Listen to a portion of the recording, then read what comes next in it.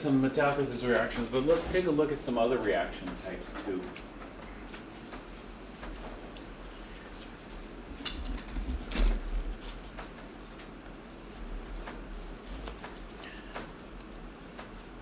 And so another type of reaction is this redox reaction. This is a redox combination reaction.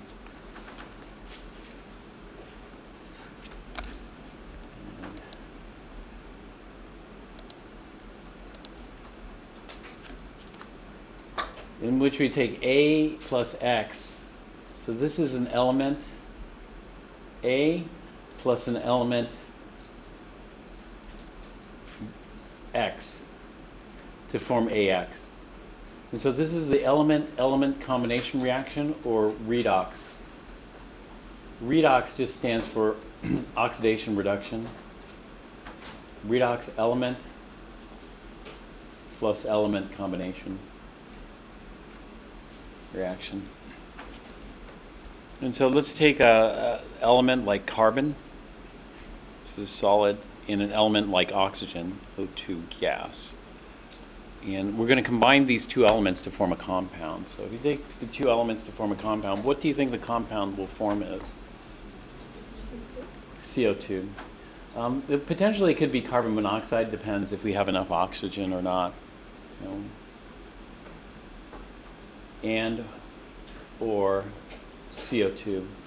So what we're going to do here is to avoid coming up with a variety of products, we're just going to go to the max. That is, in other words, here we're using oxygen to burn our carbon. This is a combustion reaction. We're going to completely combust it. If we were to completely combust our carbon, what would we form? CO or CO2? CO2. So it might happen that we do form carbon monoxide, but we're just going to assume complete combustion or complete what we call oxidation.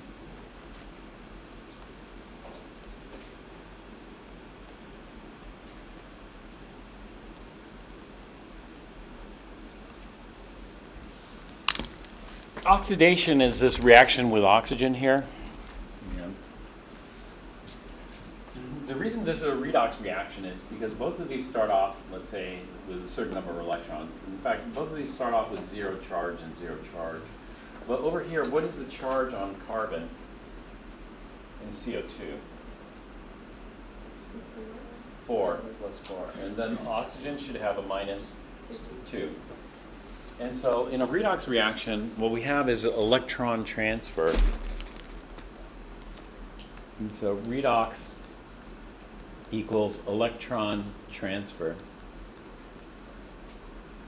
So in this case, carbon started off with 0 charge and it ends up with plus 4 charge. So carbon loses 4 electrons. Where do those 4 electrons go? Those 4 electrons went to oxygen. And I have 2 oxygens here, so we'll split it. So one oxygen gets 2, the other oxygen gets 2. And those 2 extra electrons, so that gives it the 2 minus on there. However, it's a little bit tricky because we use that for bookkeeping, we use that for figuring it out, but these are not ionic. This is not an ionic compound. Even though I kind of treat it like an ionic, because I call carbon plus 4, oxygen minus 2. Carbon is here what? The positive charge. Plus 2, minus 2. So I kind of treat it like ionic, but it's not really ionic. It doesn't form what we call monatomic cations and monatomic anions. It forms molecules instead. And in an ionic lattice, what we have this the packing together of the ions to form an ionic lattice. In molecular compounds, it doesn't pack together. Like, for example, if you have a positive ion, you want to surround it with as many negatives as possible. But in molecular compounds, it doesn't quite work like that. You know, so for example, if I had a positive carbon 4, I should stick as many oxides around that as possible. If only 2 fit on that. Is there something that we can do to deduce that something is not going to be alive? Yeah, if it's molecular. And how could I tell that this was molecular? Because non-metals. Yeah, it's all nonmetals. The only exception would be ammonium or ammonium-like compounds. So for example, ammonium chloride would be ionic. And the only way you'd recognize that is, even though it's all nonmetals, you'd recognize the ammonium cation, which is NH4 plus, and the chloride anion, which is Cl minus. So in ammonium chloride, if you have a positive ball, it wants to surround itself with as many negative balls as possible. And each negative ball wants to surround itself with as many positive balls as possible, and from that we build up an ionic lattice. However, in molecular compounds, it doesn't quite work like that, and that's because these aren't like normal cations. Like, this isn't the normal carbon plus 4 cation. The way that things are structured here and attached are a little bit different, but we still count the charge because we want to see what the max is. The max positive charge on carbon from the periodic table is plus 4. And so what we did was we went ahead and did this. We did complete combustion or oxidation, or what we call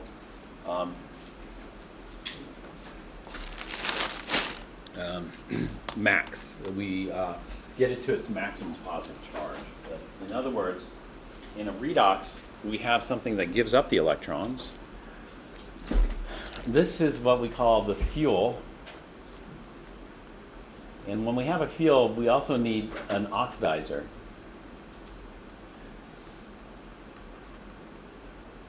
So if you have a gallon of gasoline, the gallon of gasoline isn't going to do you any good if you don't have any oxygen, right?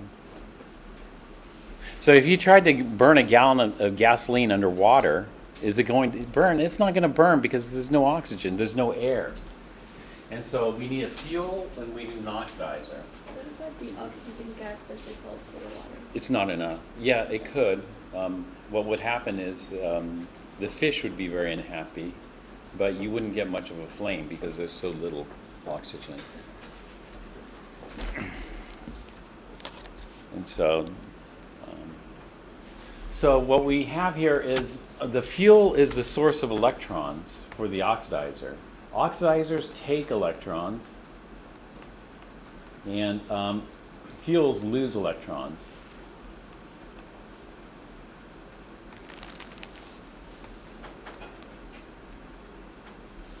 And so that's what happened here. The carbon lost electrons to go from 0 to plus 4 and lost electrons. And then where did those electrons go? They went to the oxidizer. And so fuels, we give a name to fuels. We call these reducers.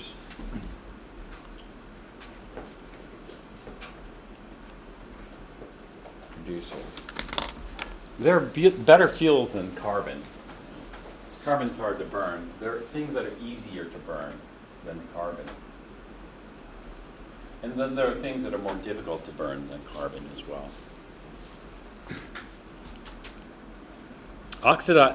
Oxidizers, there are more oxidizers than just oxygen. In fact, there are oxidizers that are more powerful than oxygen, and we still call them oxidizer. Oxidizer comes from oxygen, and we still call them oxidizers because their action's the same. And so if I wanted to know the oxidizers that are more powerful than oxygen, I could go to a chart like this up here, which I have here. Let me show you the chart.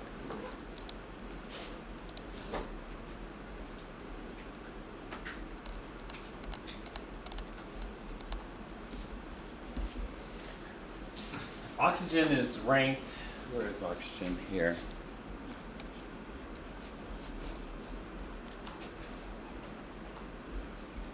Oxygen's ranked here. And oxygen takes electrons here. We can ignore some of the other stuff. All these are oxidizers. These oxidizers take electrons. This one's taking 2 electrons. This one's taking 10 electrons, 4 electrons, 2 electrons, 6 electrons.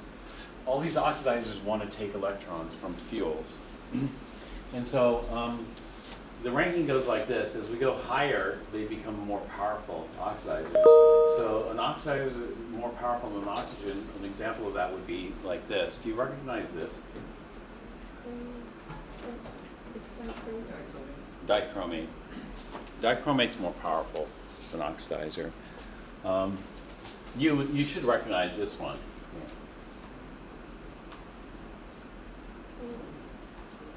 Chlorine. Well, above chlorine is lead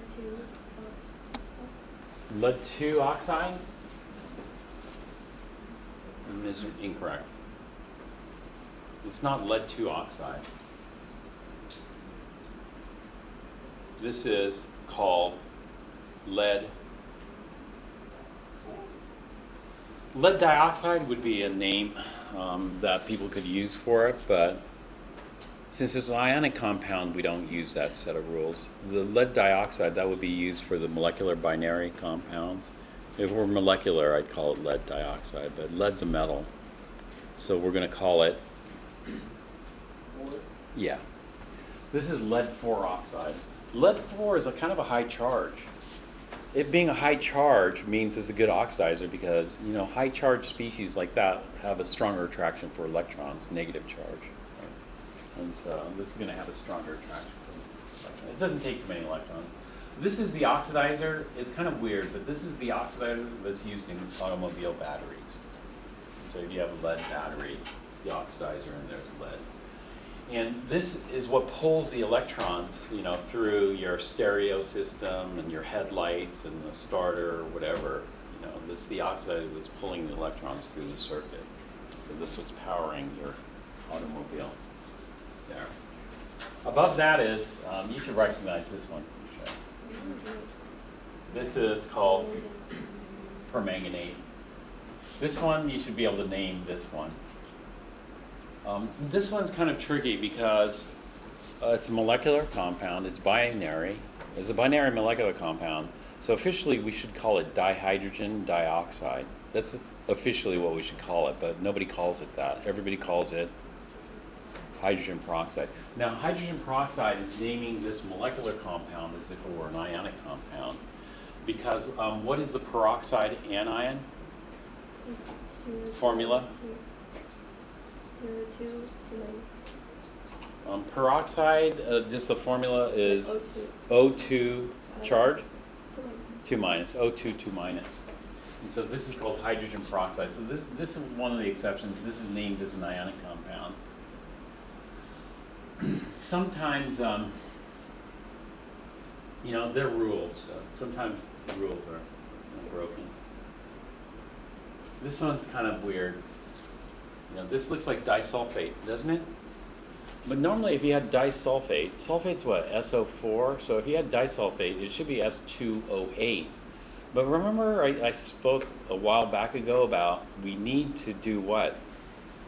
When we have like dichromate. Dichromate should be Cr2O8. But we need to do what? We need to lose one of the oxygens because if we retain both oxygens, what happens? We form a peroxide bond. And so in S2O8, that's disulfate, but it's with a peroxide bond. Peroxide bonds are unstable, making it reactive. And so this is kind of like hydrogen peroxide. And so it's weird. If we had S2O7, it'd be a heck of a lot more stable. And that would be like more like a disulfate. And so this is why it's ranked so high up there. Do you know what's above S2O8, 2 minus? O3. O3. Did you know the what was it, the OSHA? You know, there's all these home purifiers that use ozone, and they have ozone generators. Are you familiar with that? So they have little electric discharge, and from that electric discharge they make ozone. Sometimes you smell ozone. If you have sparks, like you have a lot of sparks, you can smell and feel the ozone in the air. The ozone's going to burn your eyes, and the smell, it smells like, you know, some electric discharge, like some electronics went bad. That's what it smells like. Well, they changed the standard on ozone, so the ozone standards changed, so some air purifiers have to undergo new testing to make sure they meet the new standard for ozone.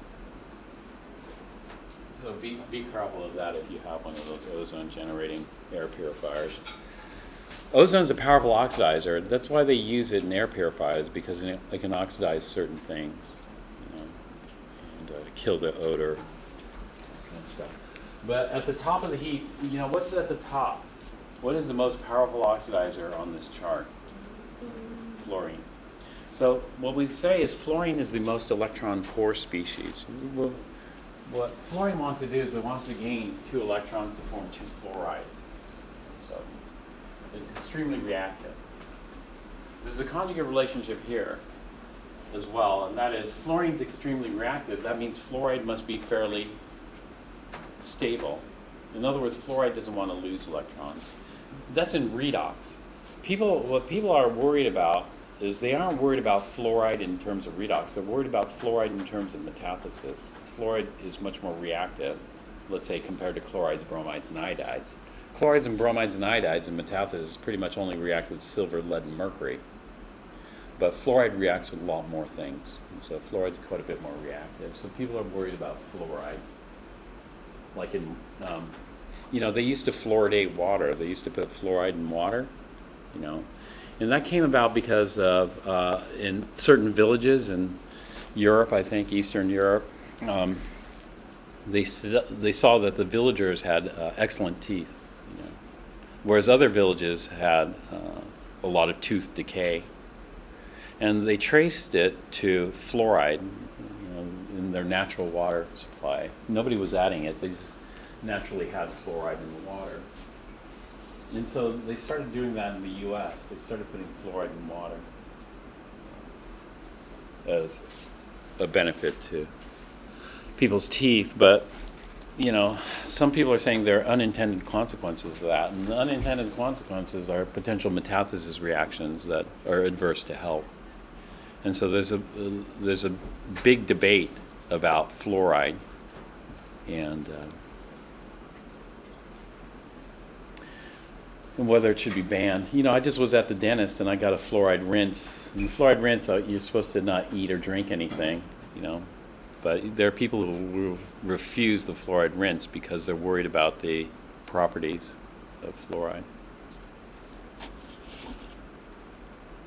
So there's a big debate going on with that. Scientific debate is good. The people who are proponents of fluoride can argue with the people who are opponents of fluoride, and then maybe some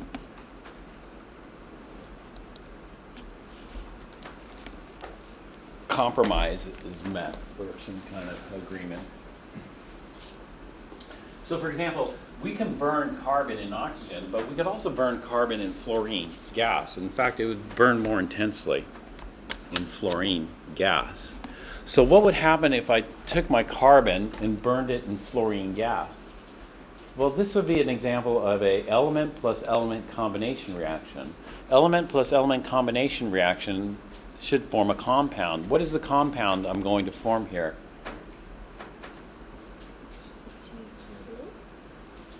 CF2 is a potential one, but what I want to do is I just want to keep it simple and just burn it completely. That is complete combustion. If I do complete combustion, is CF2 complete combustion or partial combustion? It's partial.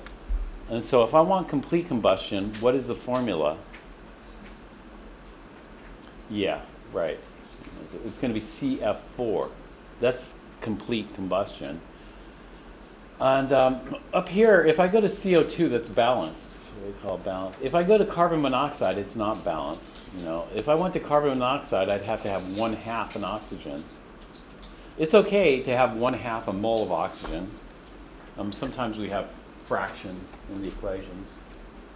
If you don't like fractions, we double it, and then that gets rid of the fractions. But however, this one's not balanced. How can I balance the bottom one here? Yeah, put a 2 in front of the fluorine. Carbon's a solid, fluorine's a gas. This you should be able to name. What do you name this molecule? Carbon tetrafluoride? Yeah. This is called carbon tetrafluoride. Carbon tetrafluoride could be a liquid or a gas or a solid. It's hard. What would you guess? We need a little bit of maybe memorization. Carbon tetrachloride is a liquid. So probably carbon tetrafluoride could be a gas, maybe a liquid. We'll just call it a gas right now. So we have some reference points memorized. If you know carbon tetrachloride, then you can kind of guess some of the others. A lot of these are gases. Carbon monoxide, carbon dioxide, those are gases.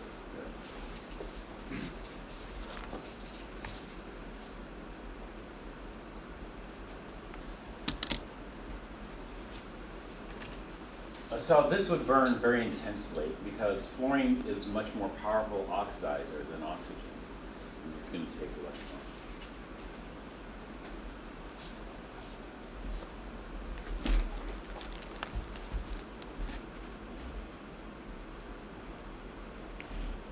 Okay, let's look at some more element plus element. We're going to take aluminum, solid aluminum. What's the formula for solid aluminum? Al or Al3 plus?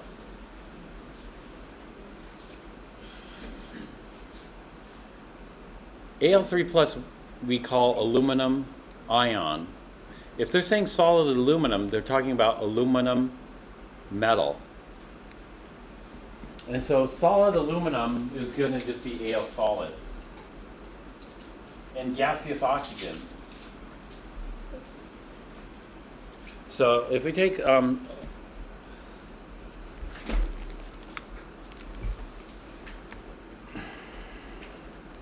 aluminum and oxygen, then aluminum is going to go from aluminum metal to aluminum. What's the charge on aluminum? 3 plus. It's fixed charge. There's only one charge. And oxygen is going to have what charge? 2 minus. So what's going to happen here is aluminum is going to go from 0 charge to plus 3, which means it's losing electrons. And oxygen is going to go from 0 charge to minus 2, which means it's gaining electrons. So this is an example of a redox reaction. In the redox reaction, we have a species losing electrons, and we have a species gaining electrons. The species that's losing electrons is called the fuel or the reducer. And the species gaining the electrons is called the oxidizer. So in this case, aluminum is the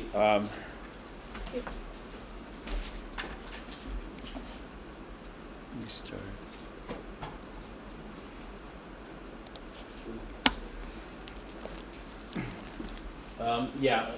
In this case, aluminum is the reducer, oxygen is the oxidizer. Now we're gonna figure it out. The correct ratio is what? How many aluminums? How many oxides?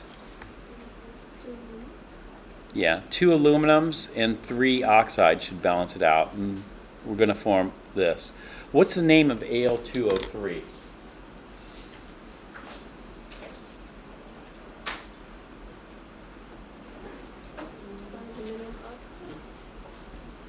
Aluminum oxide. Correct.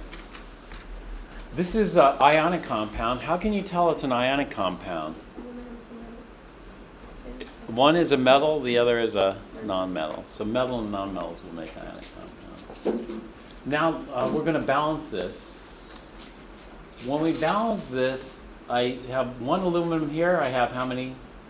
2. So how do I balance this? 2 in front of the aluminum. And then over here I have 2 oxygens. I have 3 oxygens here. And the way we balance this is I balance the O2 by multiplying it by 3 halves. So if I have 3 halves times 2 will give me 3. And then I'll have 1. If I don't want a fraction there, then I'll double everything. So 2 will get converted to 4. I'll double 3 halves, that gets converted to 3, and I'll double 1, which gets converted to 2. And so this would be it. You know.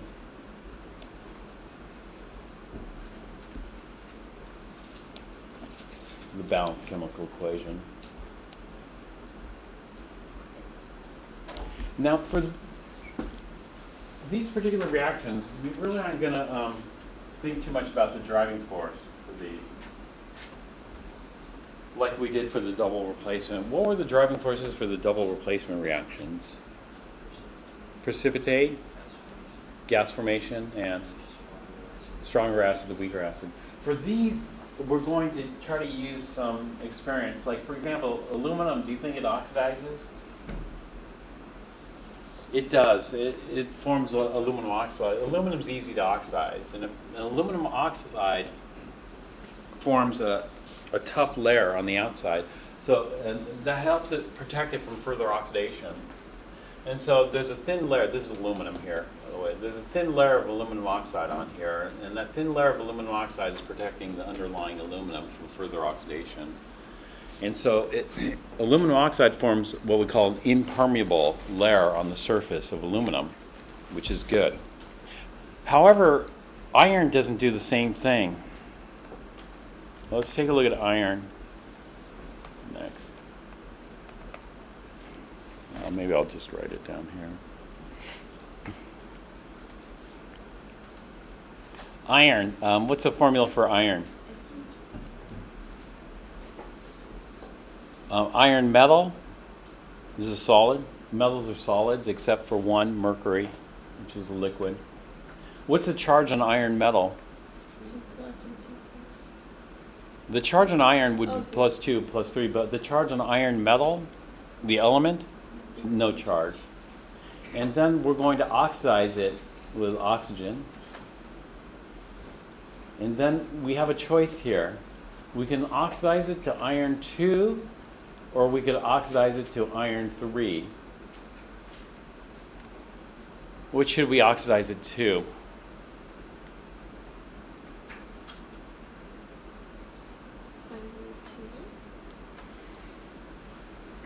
Well, to make life a little bit easier, in these combination reactions, we're going to oxidize it completely. Well, the maximum. Actually, 3 plus is not the maximum, but out of its common charges, 3 plus is the max. And so we're going to oxidize it to iron 3. So we'll pick iron 3. That's not to say iron 2 can't form. Iron 2 can form. There's no problem with that. But what we'll do is, if there's a choice, we'll pick the maximum for the choice. It'll just mean maximum. So iron does burn. When I used to go on the camping trips, when I was younger, we would look for kindling. Kindling would be like small twigs and something to start the fire.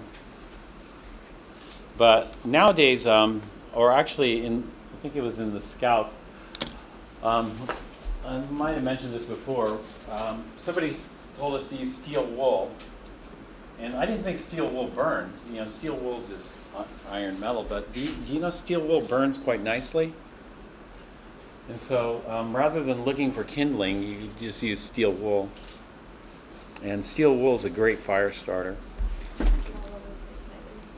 But if you use steel wool here, it's going to burn to iron 2 or iron 3 oxide. We're going to burn it to iron 3 oxide completely combusted. And what is the correct formula for iron 3 oxide?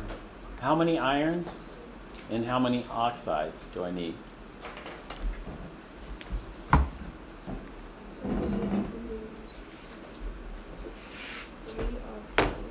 Three oxygens and 2 irons. So iron, we could do this. We drop the charge. It's 3 plus, and then oxide is 2 minus. So that's one way of doing it. Or we can count them up. This is just counting them up here until they neutralize each other. Oops, counting them up here until they neutralize each other.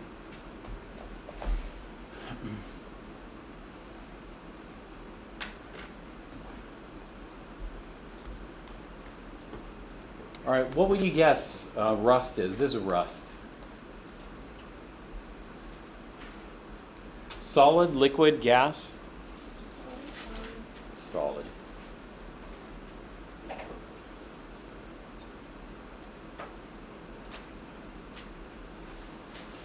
The difference between aluminum oxide and iron 3 oxide is that iron 3 oxide structure is much more porous, whereas aluminum oxide is very non-porous, impermeable. Iron 3 oxide is very porous and permeable, so once it starts to rust, it continues to rust. Versus aluminum, aluminum is well protected. In fact, some people build thick coatings of oxide, and sometimes they'll color it. A thick coating of oxide is called anodized aluminum. And when they color it, they can get all kinds of interesting colors on the aluminum. And that would just be the anodization process. The anodization process is you want to build a thick, impermeable layer of aluminum oxide to protect your aluminum. However, iron, unfortunately, you can't do that. If you get a thick layer of rust, it flakes off, breaks off in chunks, and the underlying aluminum can continue, not aluminum, the underlying iron can continue to be attacked, unfortunately. All right, let's balance this. So when I balance this, I'm going to save the oxygen for last. So I have 2 irons there. And then over here I have 3 oxygens. Over here I have 2 oxygens. And so to make them equal, I'll multiply this by 3 halves. And that's going to give 3 halves times 2 gives me 3. And 3 and 3 oxygens, so it's balanced. If I don't want this fraction, like 1.5 moles of oxygen, I'll do this, I'll double it. So I'll have 4 irons plus double 1.5 gives me 3 oxygens. And this is going to give me 2 iron 3 oxides.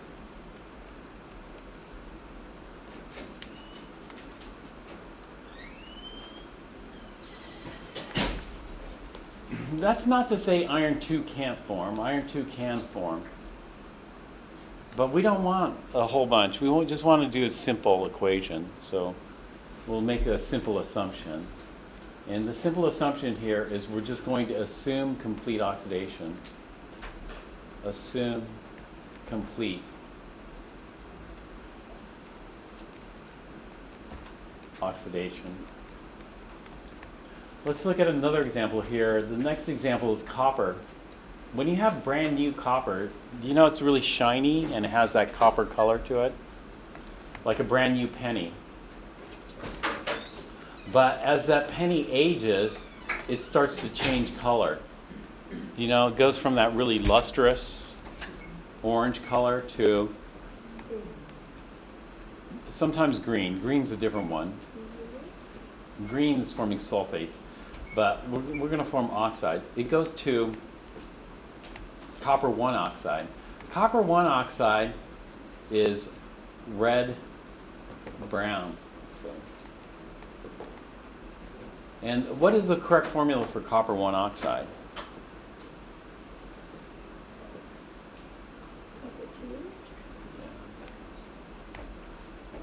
Oh, is that right? So it goes to red-brown. That's copper 1, but what's the max on copper? 2. Copper 2. So eventually, as the pennies get older and older, do you know what color they change to? Like really old pennies, do you know what color those are?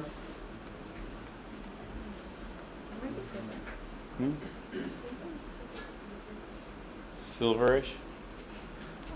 Could be if the underlying zinc. It goes to copper 2 oxide. What is copper 2 oxide's formula?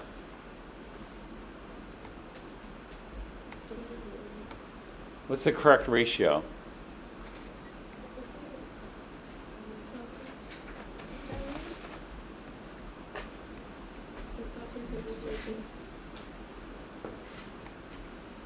Plus 1 plus 2. That's 1.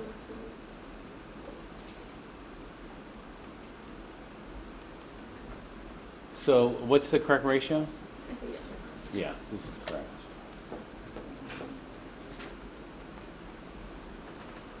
And so eventually that red-brown turns to black. And so really old pennies look black. That's copper 2 oxide.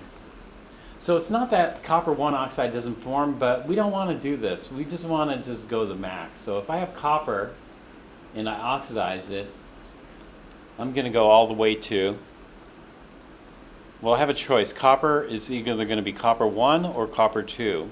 So I'm going to go all the way to copper 2. And to balance this, how many O2s do I need? Yep. Oh. It's here. I just got it. I could do that, but I'll just do it here. How many O2s do I need? 1/2. 1/2 times 2 gives me 1, and I have 1 and 1. And then if I want to get rid of the fraction, I'll double the whole thing.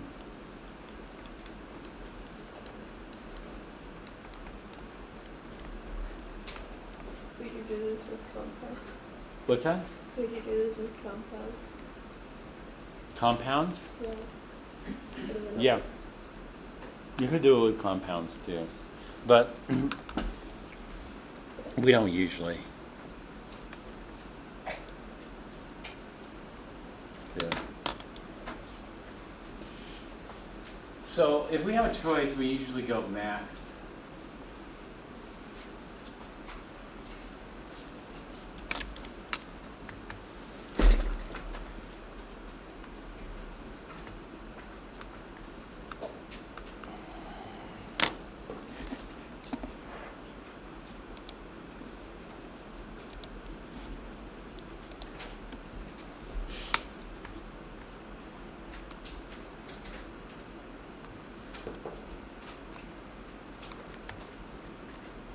What's the symbol for phosphorus?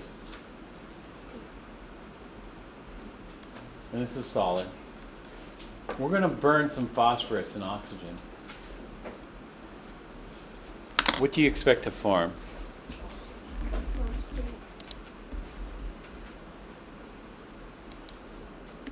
I'm sorry? Hypophosphate, is it? Hypophosphate? PO2. PO2? Oh wait, what's it? We don't call that hypophosphate though. Phosphorus dioxide. Yes. A binary molecular compound. This would be called phosphorus dioxide. Did anybody get anything different?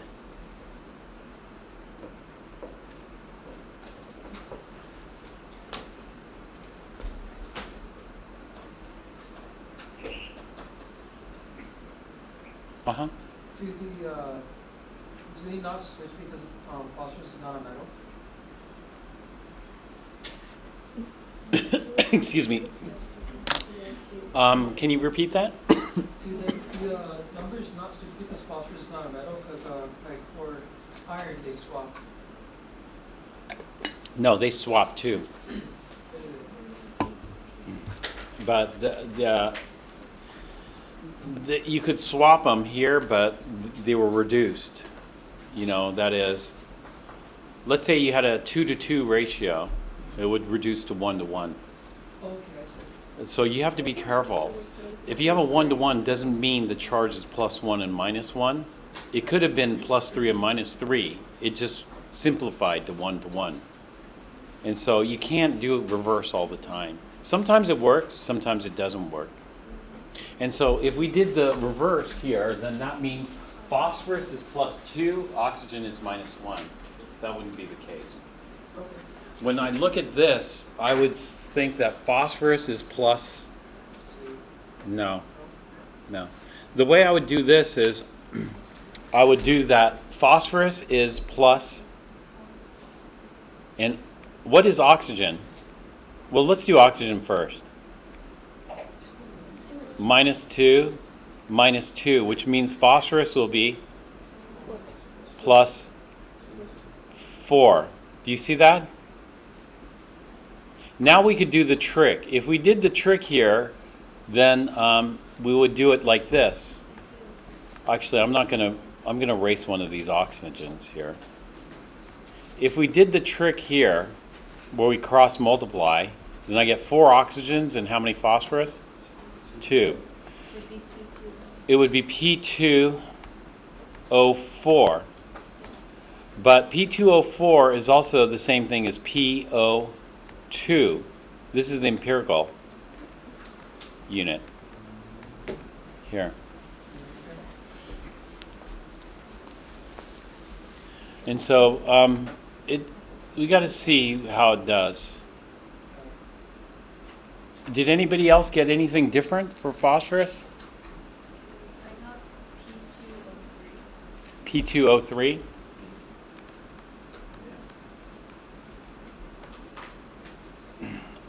Okay. So, in this case, let me erase this. We're not going to do this cross business. What we're going to do is we're going to look at the charge on phosphorus here. So if I have two oxides, the apparent charge on phosphorus would be +4. But you know, is this molecular or this ionic? This is molecular. So what I don't have is I don't have a +4 cation being surrounded by a maximum number of -2 anions. Instead of what I have are molecules being formed. And so what we have is these aren't really monatomic ions here. So sometimes rather than writing +4, we write Roman numeral 4. It's to indicate the bonding is a little bit different. And so this is phosphorus in the +4 state. This would be phosphorus in what state? So I have 2 phosphoruses and 3 oxides. And so if I total up the negative, that's -6. This has got to be +6. +6 distributed over 2 means each one is +3. So this is phosphorus in the +3. Did anybody get anything else? You know, both of these could form. You know, just like we could form soot, we can form carbon monoxide, and we can form carbon dioxide. But each time you burn something, do you always form soot, carbon monoxide, and carbon dioxide? No, because usually when we try to burn stuff, we try to burn it completely. You know? And so when we take our phosphorus, let's try to burn it completely. And so the question is what is the charge range for phosphorus? Not +4, -4. Look at phosphorus's position on the periodic table. Phosphorus is underneath nitrogen on the periodic table. Here, maybe I should put the periodic table up. Let me put it up.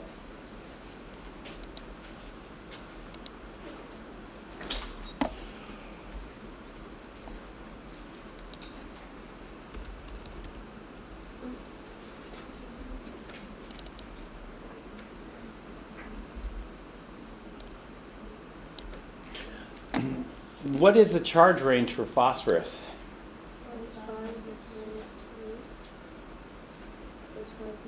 +5 -3. So if we were to burn phosphorus completely, it should burn the phosphorus plus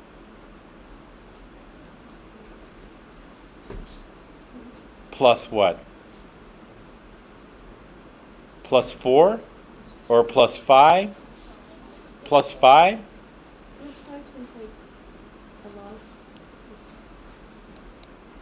It seems like a lot.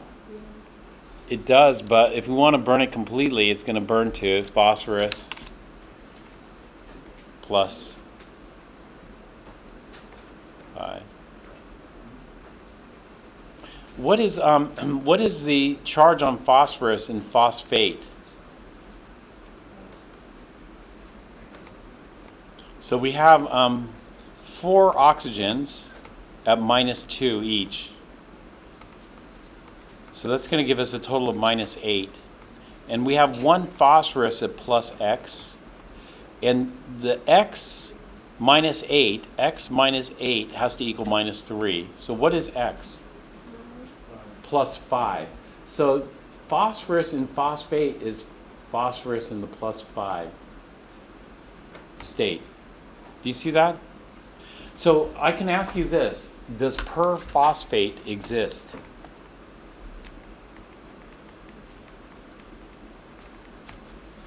Does perphosphate exist? You wouldn't expect it to exist.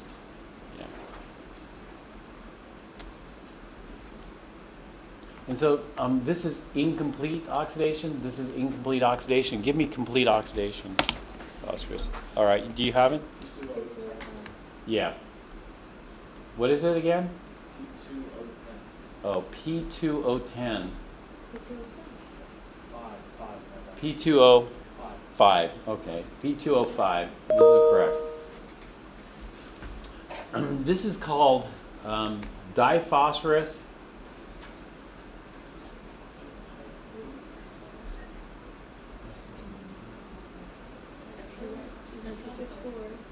Tetra's 4. Pentaoxide. Diphosphorus pentaoxide. It's actually, this is the empirical unit. If you actually burn phosphorus, you make this one, P4O10. This one's called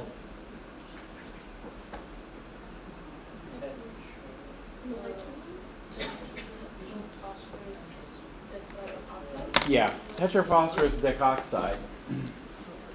And so this is actually what forms, it's a white solid, but empirically it's this, you know, if we reduce it to the simplest ratio. Simplest ratio would be 2 to 5, but the actual ratio is 4 to 10.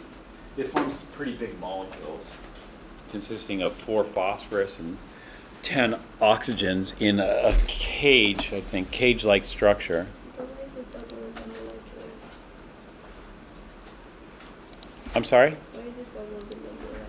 Oh, that's because the molecule's twice as big as the empirical unit. You don't know. I mean, you just test it and see. It looks like when people generate molecules of P4O10, this is what it looks like. P2O5 is cutting the molecule in half. We don't cut the molecule in half. It just so happens that that's the molecule. That's it. You know, why is hydrogen peroxide H2O2? Well, it's just H2O2. It's just structurally, that's what it is. Why isn't it H3O3, H4O4, H5O5? You know, why is it H2O2? And we'll learn more about structure. Structure is going to limit what we can do.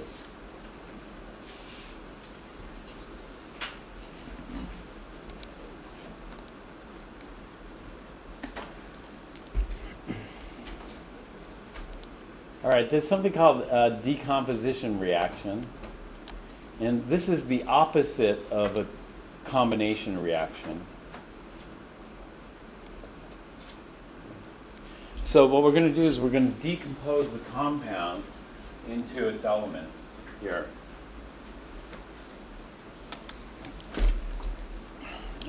We'll take an example. You can decompose copper oxide solid by heating it. So copper oxide solid will decompose into the elements, what? Copper metal and oxygen. But oxygen, this is called atomic oxygen. Atomic oxygen is not stable. We have to form what? Yeah, molecular oxygen, O2. Now we'll have to balance this. So we have 1 copper, 1 oxygen. 1 copper, 2 oxygens. So how can I balance this? I can use a fraction in front of the oxygen. So I'll have 1 oxygen now. 1/2 times 2. Or I could double it. And so the decomposition reaction is going to be CO solid goes to 2 CO solids goes to 2 Cus solids plus an O2 gas. So this is the exact opposite of it. Now, which is the downhill direction? The downhill direction is going to have the driving force. So, do copper pennies oxidize? Or does that, do your, this would be black, do your black pennies all of a sudden turn to shiny copper? No.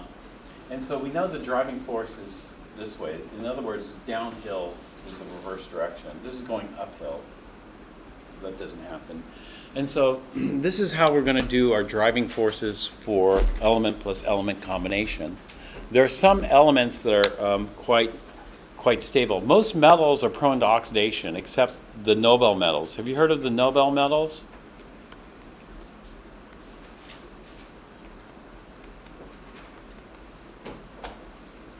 For example, gold. Let's go ahead and oxidize gold to the max. What would gold be if we oxidized it to its max? Max oxidation. What we call it max oxidation state. Okay, that means we need to know the charges on gold. What are the charges on gold? Plus, yeah, +1, +3. So we take gold all the way to +3. If we take gold all the way to +3, then we're going to get Au2O3. Solid.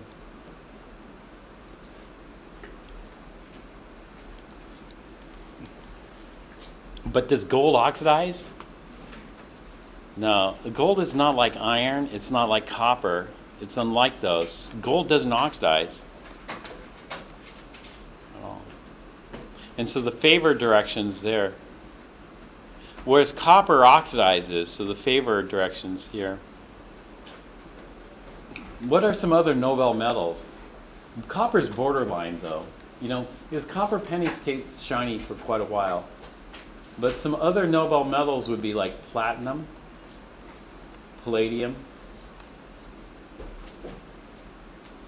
maybe osmium, iridium. We'll just say etc. And at the lower end, we'd have things like silver. Silver is a lot less Nobel, or copper. Copper is kind of borderline.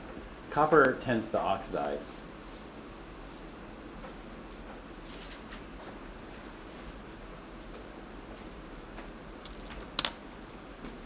All the other metals will be prone to oxidation. Some of the elements, it's tricky to know. How well does phosphorus burn?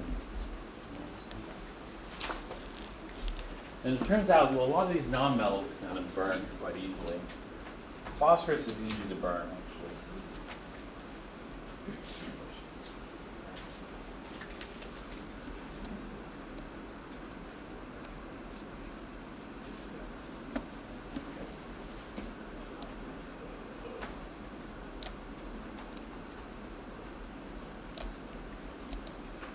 Here's another example of a decomposition reaction. This is the decomposition of water into the elements hydrogen and oxygen. This decomposition reaction is unfavorable. Which way is the downhill direction? The downhill direction is the reverse for sure. It's the combination of hydrogen and oxygen. But we can accomplish this. In order to separate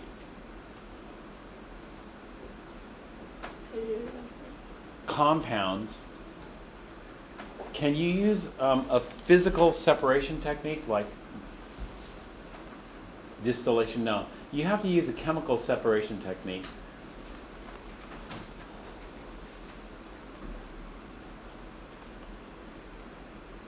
And do you recall the technique that's used to convert water into hydrogen and oxygen? Let me give you a hint. 9-volt battery.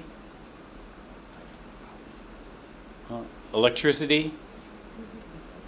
It's called, we call the separation technique, we call it electrolysis. Using electricity, electro, lysis, break apart. And so we use electricity to break it apart, electrolysis. What? I'm sorry? No, you don't need to know that for the test. Well, this was for the previous test. You're supposed to know this for the last exam. Electrolysis is a chemical separation technique. Do you know any other chemical separation techniques?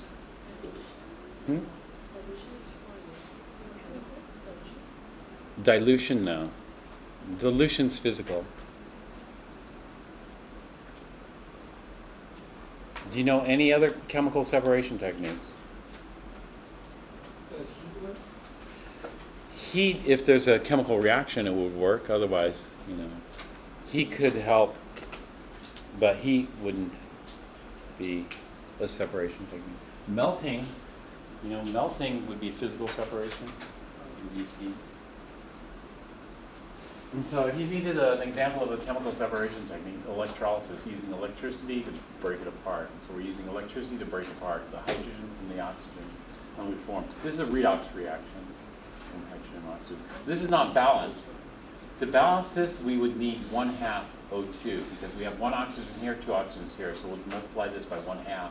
1/2 times 2 gives us 1. Or we double the whole thing. If we double the whole thing, we get 2 waters. We form 2 hydrogens and 1 oxygen. This one's heavily favored in the reverse direction. You know, and that brings up a point. What's one of the driving forces in double replacement? Gas formation. How much gas are we forming here? Lots. We're forming, if we take 2 waters, we're forming 2 hydrogen gases plus an oxygen gas. And so in redox reactions, gas formation is not a driving force.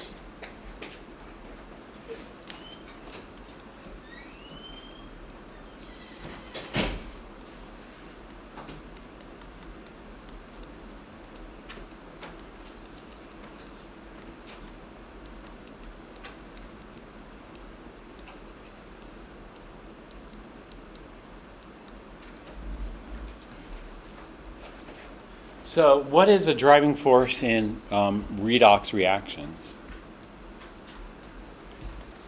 The driving force in redox reactions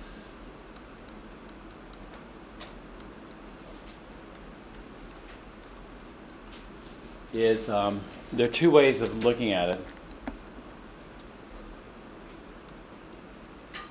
One way is we're going from stronger oxidizer and reducer to weaker oxidizer and reducer.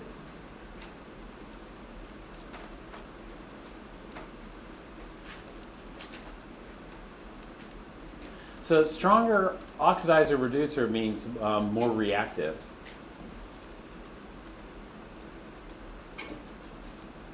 Less stable, higher energy. Weaker means less reactive.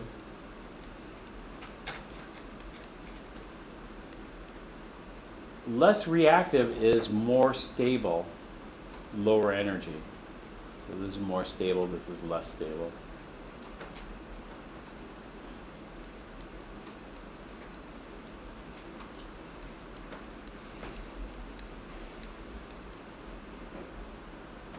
Or 2, we go from a more active element to a less active element.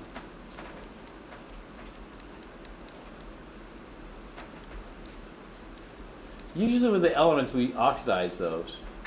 And so, in other words, this is a stronger reducer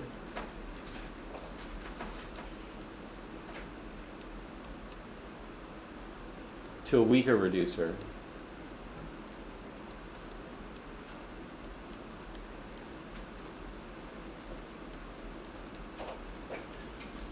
And so, depending on if we're doing 1 or 2, 1, we use a redox chart. 2, we use something called the activity series. The activity series is the same as the redox chart, but just modified a little bit, so there's less information. And so in number 1, we consult the redox chart. We don't memorize these things. Just like we consult the acid chart. If we're going from a stronger acid to a weaker acid, just look it up on the chart. And so if we're going from a stronger oxidizer to a weaker oxidizer, we look it up on the chart.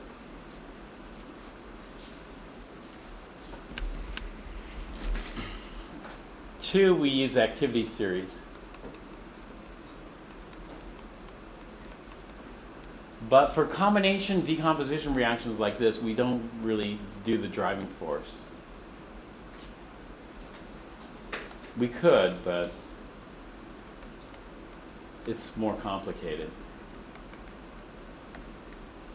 because we don't have the data. You will not need to do the driving force.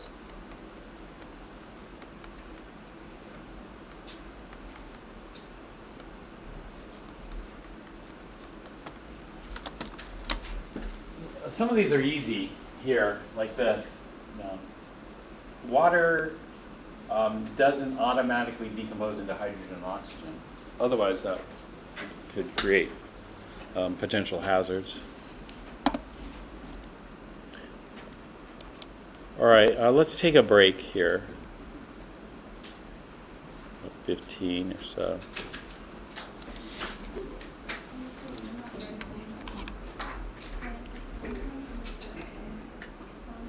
So there are driving forces in redox reactions? There are driving forces in redox reactions.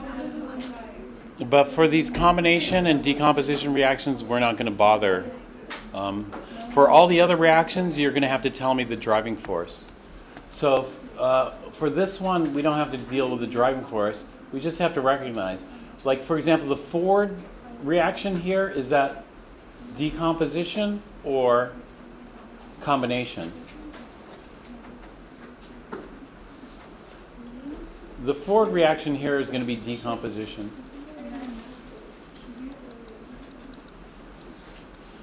The reverse reaction here is going to be combination. But this is an example of what we call a reversible reaction. Even though it's reversible, one direction has a driving force, the other direction doesn't. And so when you look at this reaction, do you know which one has the driving force? The decomposition or the combination? The combination. You know, hydrogen is a very flammable gas. And so we could rewrite this. If we rewrite this, I'll just flip it over. If I flip it over, then I'm writing the combination reaction as the Ford. Synthesis is the same thing as combination. Yeah. And the reverse is decomposition. But synthesis, there are a lot of different types of synthesis reactions. So, you know, there's acid-base synthesis, there's metathesis synthesis, and there's redox synthesis. So instead of looking at synthesis reactions, we just look at acid-base, redox, and metathesis. And so the downhill directions forward here, if I go forward, we're making it stable. Water is a lot more stable than hydrogen and oxygen. That stability is in terms of kinetic energy or in terms of potential energy? Potential energy. So water has a lower potential. So if you have a gallon of water, you don't really worry about it exploding like you would a gallon of hydrogen and oxygen gas. Here, it's uphill because we're forming these unstable. Here, it's downhill. This is the same reaction. We're just looking at it from one side or the other. So that's combination decomposition. And those are examples of redox. There's another type of redox reaction we're going to look at. Actually, we're going to look at this one and then one more redox reaction. But there are more, which we'll look at later. And this is called a single replacement reaction. Single replacement is an element plus a compound. So A plus Bx yields a compound plus an element. And so B gets converted from a cation to the element, and A gets converted from the element to the cation. So A loses electrons, B gains electrons.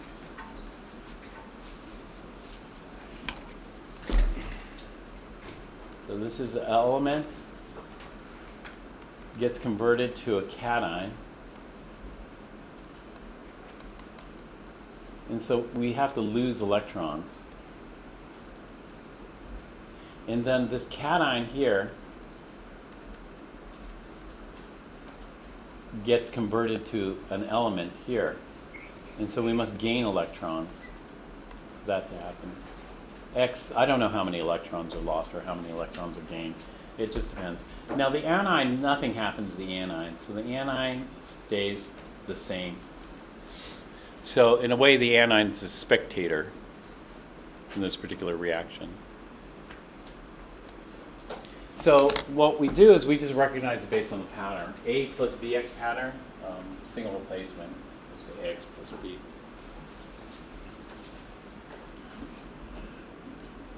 So electrons are transferred in the single replacement reaction.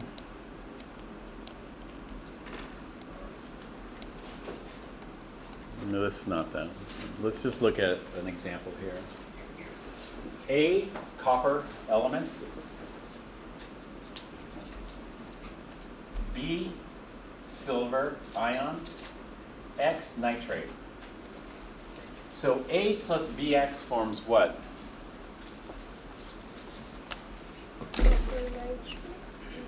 So we have A, the element, plus the compound BX makes AX plus B.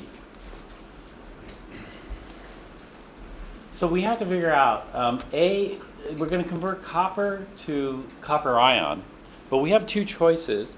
Should we go to copper 1 or should we go to copper 2? We're just going to go to copper 2. So this is going to be copper 2 with what anion? Nitrate. And so what's the correct formula for copper 2 with nitrate? Nitrate's charge is -1. And so how many nitrates do we need? 2. So we're going to form copper 2 nitrate, and then B is going to be converted from the cation, silver ion, to the element, silver metal, Ag solid. And so that would be it there. And then we balance. So I have one copper, but I have 2 nitrates here. I only have 1 nitrate here. So to balance this, I'm going to have to multiply the silver nitrate by 2. That'll give me my 2 nitrates, and then I'll have to multiply the silver by 2 here. It'll give me 2 silvers, and then it's balanced. So this would be the balance reaction here.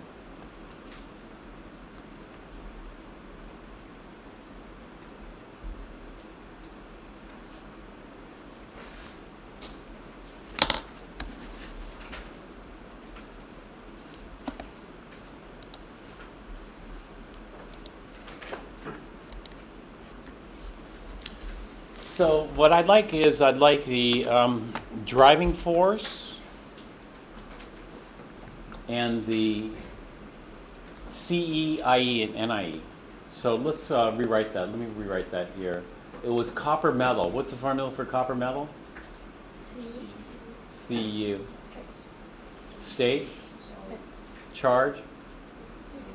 No charge. Plus silver nitrate. What's the formula for silver nitrate? Ag NO3. Silver always is plus 1. So copper plus silver nitrate. So this is my A plus BX yields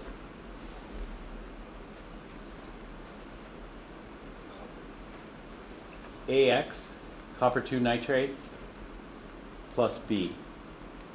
B is just going to be silver metal, the element. Why is it not as an ion? It's just the way the electrons are exchanged. It's not going to make an ion. The silver ion takes the electrons from the copper in this particular one. But we don't know if it's successful in taking the electrons. Let me go back.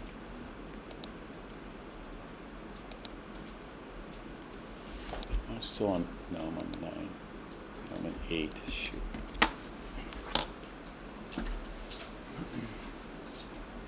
We don't know. We need to find out if there's a driving force present.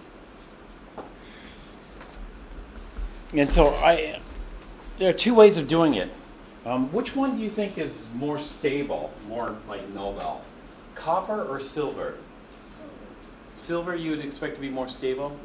Like say if you're going to have jewelry, what would you rather have, copper jewelry or silver jewelry? Well, I guess color, but which one would last longer?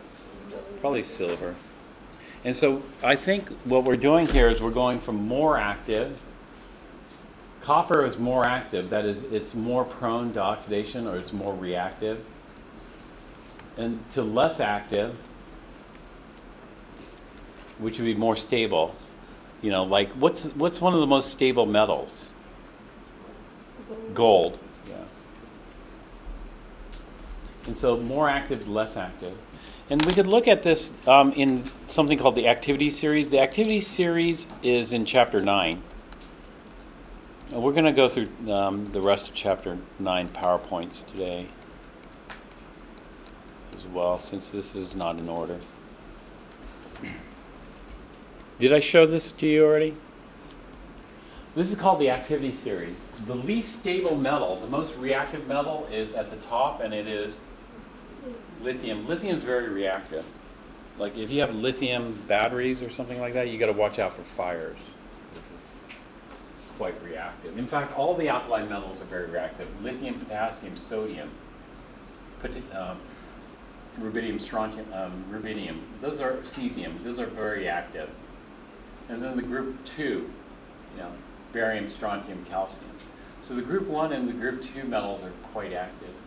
In fact, they can react quite violently with things like water. You don't have to worry about these notes. We'll learn more about these notes later. Just telling you how reactive it is. The least reactive metal is gold. And so the most reactive lithium, the least reactive gold. And so what we want to do is we want to go downhill. So if we start off at copper here and we go down to silver, is that downhill? We're becoming more stable? Yeah. And so that's what we call a driving force for single replacement.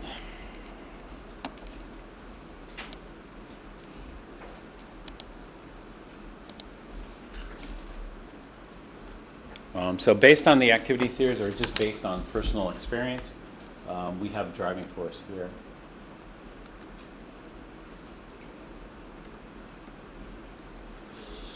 Okay, this is the CE. We're going to go to the IE. And for the IE, we ask, is copper metal a strong acid? No. Is it a strong base? No. Is it a soluble salt? No. So just don't do anything. Leave it alone. Silver nitrate.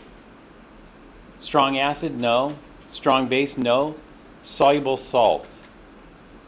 Yes, all nitrate salts are soluble. So this one we don't leave alone. What do?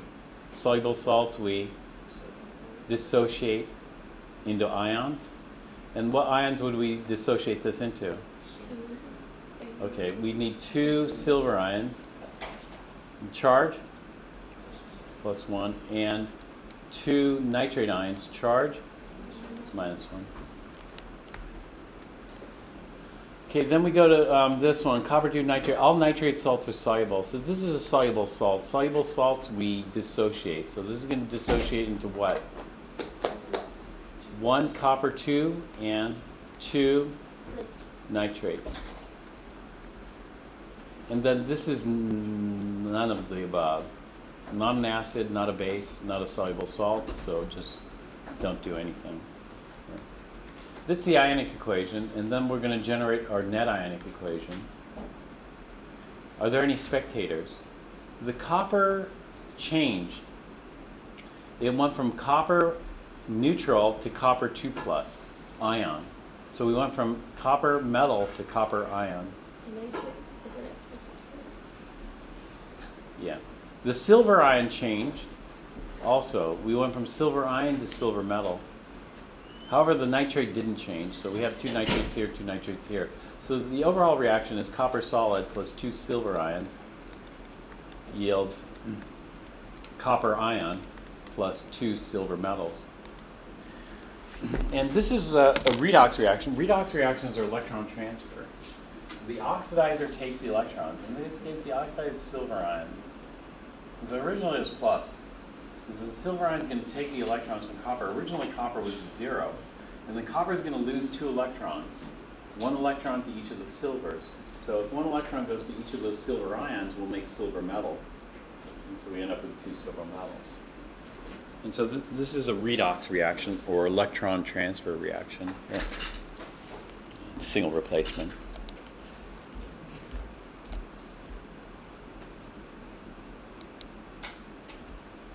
Okay, we already talked about double replacement.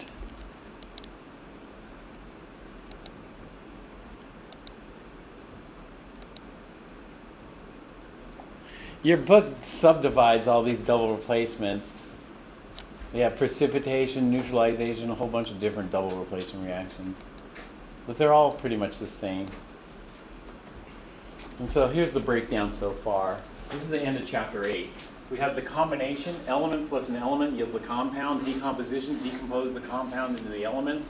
We have single replacement, which is the A plus BX yields AX plus B. And we have the double replacement. I called this AB plus CD. Your book's going to call it AX plus BY. Doesn't matter how you do it. All right, that's the end of chapter 8, and then let's go back and finish up the chapter 9. PowerPoint.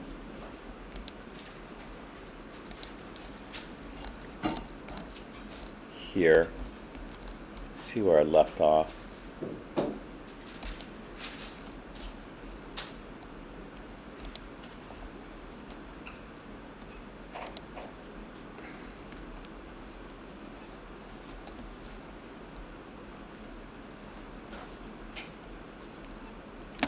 All right, so let's read this one. A strip of magnesium metal. Magnesium metal, what's the formula for magnesium metal? Mg solid. So I would, let's just do, they skipped the step here. So let's go Mg solid. Is placed in iron 3 chloride solution. What's the formula for iron 3 chloride? There's no O. Iron chlorate would be it, but this is FeCl3. So what we're going to do is this is our A plus Bx yields Ax. So we have to figure out what is the charge on magnesium. Does it have multiple charges or just one charge? Just one charge, and what is it? 2 plus. And then we're going to pair it with chloride. So how many chlorides do I need for each magnesium? 2. So the formula will be MgCl2. So this is going to be my AX, and then plus B. B is going to be converting the cation into the element, and the element would be, in this case, iron solid. Before we balance it, let's try to get an idea. Can you tell me, is magnesium more active or iron more active? They used to use magnesium in the 1800s in flash bulbs. What they do is they burn magnesium. Magnesium burns so hot it burns bright white. Have you seen it? Nowadays they use magnesium in fireworks because when you burn magnesium it burns bright white. But if you take that steel wool and burn it at the campfire, does it burn bright white? Now magnesium would be a better fire starter, but it'd be less stable. You'd have to worry about it catching or igniting, because magnesium is quite reactive. In other words, magnesium is a highly active metal. Will we get the list? Will you get the list? You will have the list. Like, is there? Yeah, but sometimes there's stuff not on the list. Actually, very rare. This list is pretty good. Oh, yeah. Anyway, magnesium is way up there. Do you see it's pretty high in the activity series? And then iron is here, so it's a bit lower in the activity series. And so we're going downhill. Iron's more stable. Magnesium's less stable, more reactive. Driving forces from a more active metal to a less active metal. Yes. So we have a driving force. The driving force we write here as being more active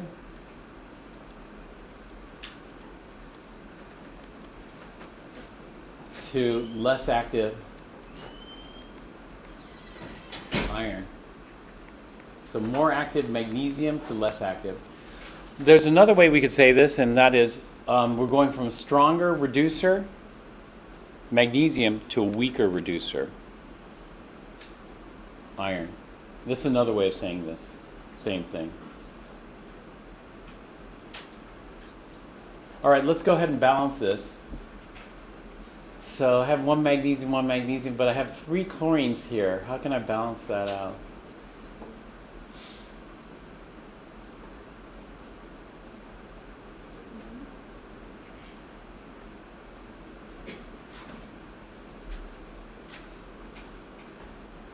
maybe we'll try to balance out the chlorines first. Let's try to balance out the chlorines. How would you balance it? We could use fractions, or we could double it, yeah, cross multiply it. So here we got 3, here we got 2, so maybe we'll go with 2 iron and 3 magnesiums.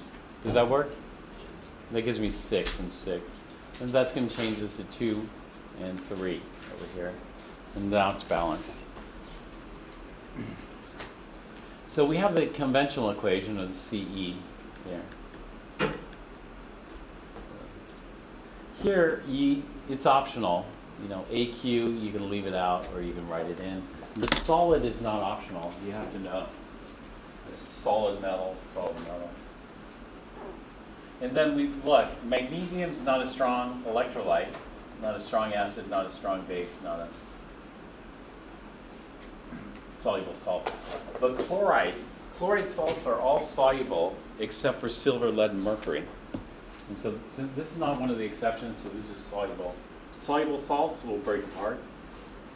Chlorides are all soluble except for silver, lead, and mercury. This is not an exception, so that's soluble, and it breaks up here.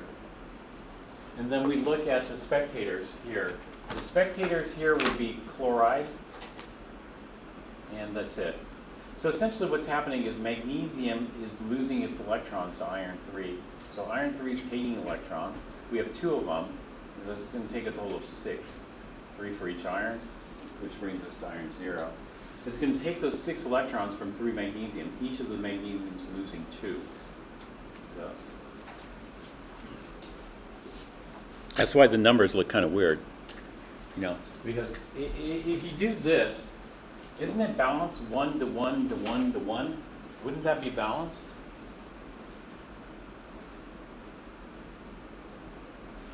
If I change this to 1 magnesium, 1 magnesium, 1 iron, isn't that balanced? It's balanced by atoms, but it's not balanced by charge. The charge is, you know, how the electrons transfer.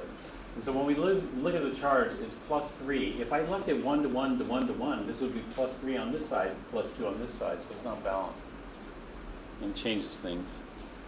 And so when we're looking at the balance, there's another underlying way that we have to balance. In redox reactions, we have to balance the electrons. This is going to gain a total of 6 electrons. This is going to lose a total of 6 electrons. That's why we got a 3 to 2 ratio there, rather than a 1 to 1 to 1 to 1 ratio.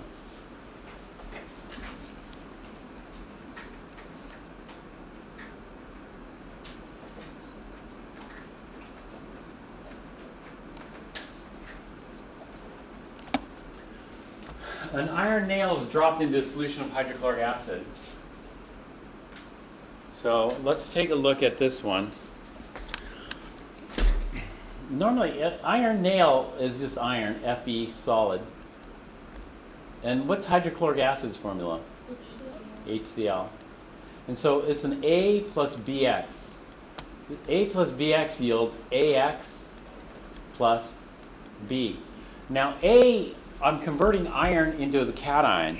What choices do I have for the charge on iron? Plus 2 or plus 3? When we're doing the combination reactions, like the combustion reactions, I was asking you to take it to the max, right? And normally we take it to the max. And so normally I would go with iron 3. And so I would suspect we'd form iron 3 chloride. What's the formula for iron 3 chloride? That's the ECl3. And then hydrogen. The element hydrogen, H. But is H stable? No, it's got to be H2. And so I would have predicted this would go to iron 3 chloride and hydrogen. What did they get? Is that iron 3 chloride? No, that's iron 2 chloride. And so they didn't go to max. I went to max. And so the tricky thing is this, like copper, we go to the max. But iron,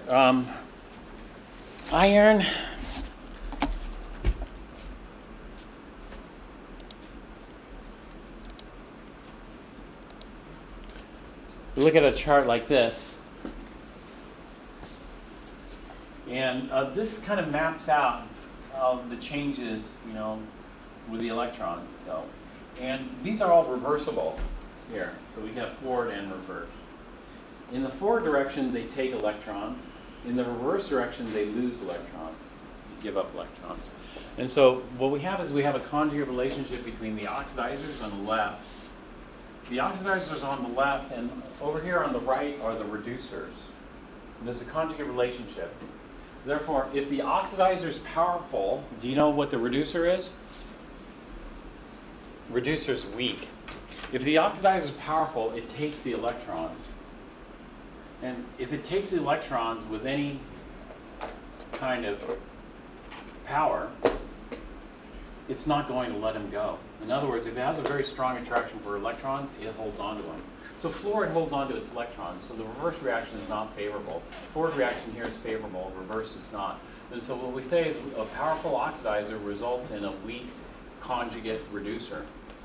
And so we have this conjugate relationship, just like with the acids and bases. So what we'll do is we'll take a look at this chart and see what happens with iron. So we only have one chart. Iron's over here, but these are reversible. So if we start off with iron, what can we form? We can form iron 2 plus. And so this happens in sequence. So normally what happens with iron is we form iron 2 plus. Eventually that iron 2 plus will become oxidized to iron 3 plus.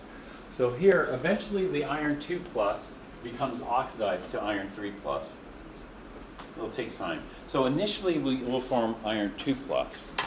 Just like with the copper, you know, with the copper initially we'll form copper 1. And then eventually it goes to copper 2. But for iron it happens much, I don't know. Actually, it's pretty fast. So I would have gone to iron 3. But based on the chart, you should have gone to iron 2. Does that make sense? It's not something you memorize, but it's something you could look up on the chart. And so they went to iron 2 chloride rather than iron 3 chloride and the hydrogen. So we'll do the same. We'll just go to iron 2 chloride rather than iron 3. But if you aren't sure, then you just go to the max, iron 3. And you're safe to do that. Because iron 2 chloride is not stable in air.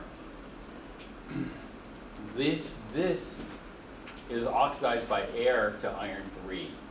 And so the color changes. Iron 2 chloride is green, and then it starts to turn rust color, yellow. All right. Uh-huh. I'm so confused. You were talking about how it starts with iron 2 plus, and then it turns in, if you further oxidize it, it turns into iron 3 plus. All right. Should we go from iron to iron 2, or should we go from iron to iron 3? That's the question. And so to answer that question, we consult the redox chart. And we're just going to follow whatever the redox chart says. So do you start from the bottom? No, you just find iron. There's only one iron here, and it's here. And where does the iron end up? Iron 2 plus. If there's another iron in here, then there's a conflict. But there's only one iron here. Let's look for copper. If we go and look for copper, there's only one copper here, right here. What does it go to, copper 1 or copper 2? And so what we're going to do is we're just going to follow whatever the chart says. And so if the chart says take copper and go to copper 2, that's what we're going to do. If the chart says take iron and go to iron 2, that's what we'll do. But eventually the iron 2 will go to iron 3. It happens pretty quickly, but not fast enough. It's not fast enough to say, okay, we're going to go straight to iron 3. There's a little extra step involved. Iron 3 plus with an electron equals iron 2 plus. Iron 3 plus. Oh, wait, never mind. I get it. The chart is.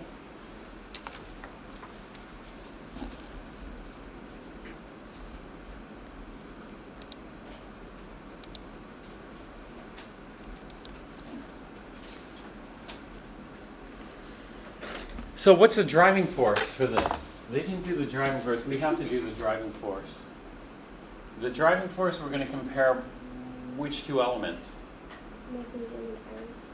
Wait, Iron and hydrogen. What's your guess? Which one would be more active, iron or hydrogen? I would expect hydrogen to be more active. You know, if you burn steel wool, I don't worry too much. I mean, they let little kids burn the steel wool to start the fire. But if you used hydrogen gas to start the fire, then I would worry a lot. That's what you expect. However, let's take a look if that's correct. You know, this is kind of weird. Look, which one is more active? Iron, which means iron would be easier to burn. The reason why iron's difficult to burn is because there's, you know, in a gas, it happens very fast, but in a metal like that, the surface reacts, and so it happens a little bit slower. If you have powdered iron is explosive. So if you have finely powdered iron, it can cause a potential explosion. But if you have steel wool, which doesn't have that much surface area, then it's not that explosive. Or if you have a block, an iron block, then you wouldn't worry about it catching fire at all. You know, a big chunk of iron is not going to catch on fire unless the temperature is extremely hot. Yeah.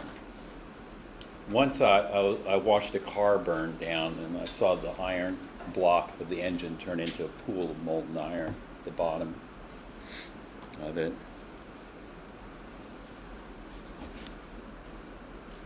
So there's driving force. We are going downhill. We're going from iron to hydrogen. And so you'll have this. You don't have to worry about memorizing this. Just compare, but we're just seeing what we expect.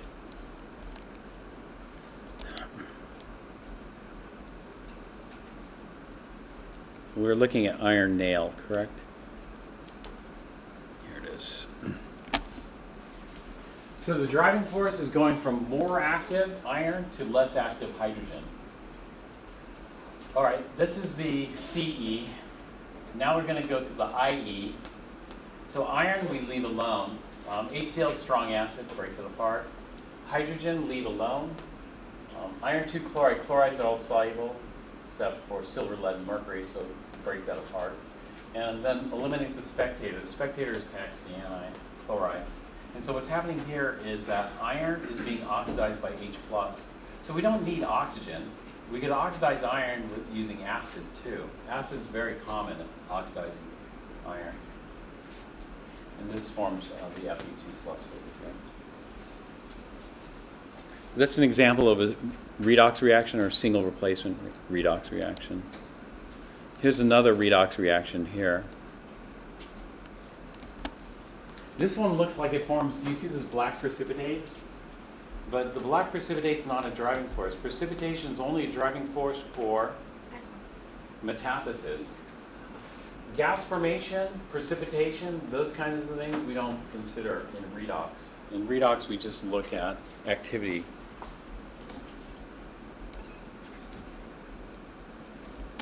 And so in that reaction, zinc is dipped into a solution of copper 2 nitrate. So the formula for zinc is Z in solid. Then we have copper 2 nitrate here. And so this is an A plus BX. A plus BX yields AX. Zinc, what's the charge on zinc? +2. Are there any other charges for zinc? No, zinc is fixed charge. Zinc, cadmium, and silver are fixed charge. Zinc and cadmium +2, silver is +1. So zinc nitrate would be this. This is called copper 2 nitrate. It's copper 2 nitrate because there are multiple charges of copper 2, but this is just called zinc nitrate because there's only one charge of zinc, and you should know it, it's +2. And copper metal. Okay, zinc versus copper, which one's more active?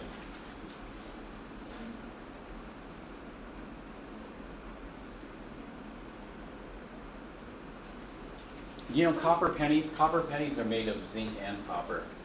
The zinc is in the middle, and the copper is on. Zinc is more active, right? The copper is there to protect the zinc.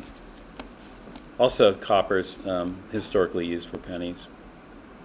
But We don't have to know that. We could consult the activity series. If we consult the activity series, then we'll see that zinc up here is more active than copper. Copper's down here.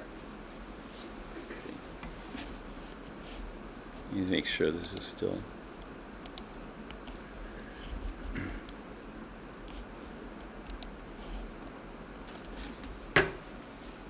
And so we have driving force, more active to less active. Okay, this is CE, then we go to IE, copper 2 nitrate.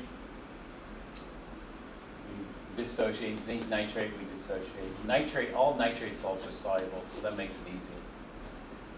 Nitrate's a spectator, and so we're left with this. So the zinc metals oxidize, that is copper 2 ions take its electrons. When copper 2 takes its electrons, we form neutral copper metal, and zinc loses those electrons, it forms Zn2 plus again. This is another example of redox reaction, or electron transfer.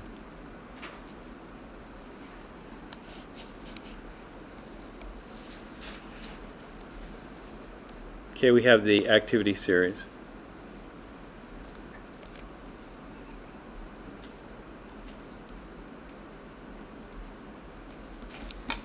Okay, so we had single replacement. So we have, so far we have 2 or 3, depending on how you want to count it, redox reactions. And so there's another type of redox reaction, it's called combustion reaction. Well, we already talked about combustion reactions. We talked about the combustion of carbon to form carbon monoxide or carbon dioxide. We talked about the combustion of metals to form metal oxides. But now we're going to talk about the combustion of organic compounds. Organic compounds are carbon-based, but it's a little bit more than just carbon-based compounds. Like, for example, CO2 and carbon monoxide are considered inorganic. Organic compounds typically have carbon along with hydrogen. And so here, we have carbon along with hydrogen. Sometimes we'll have oxygen. Oxygen's optional. So, for example, methane is considered an organic compound, but it doesn't have any oxygen. It's just CH4, but this is organic. But a lot of organic compounds are fuels. And the oxidizer we use is the most common free one, oxygen. We don't have to pay any money for that, which is good. We will have to pay money for the methane, but fortunately there is no fee or tax on oxygen. And so we'll take a look at organic compounds. Organic compounds are electron rich, usually. Most of them are fairly electron rich. And so let's take a look at CH4 versus an inorganic compound like CO2. CO2 is this. What's the charge on carbon in CO2? +4. What's the charge on carbon in CH4? -4. And so this is as rich as you can get. And so this is electron rich, this is the max. And this is the maximum electron poor.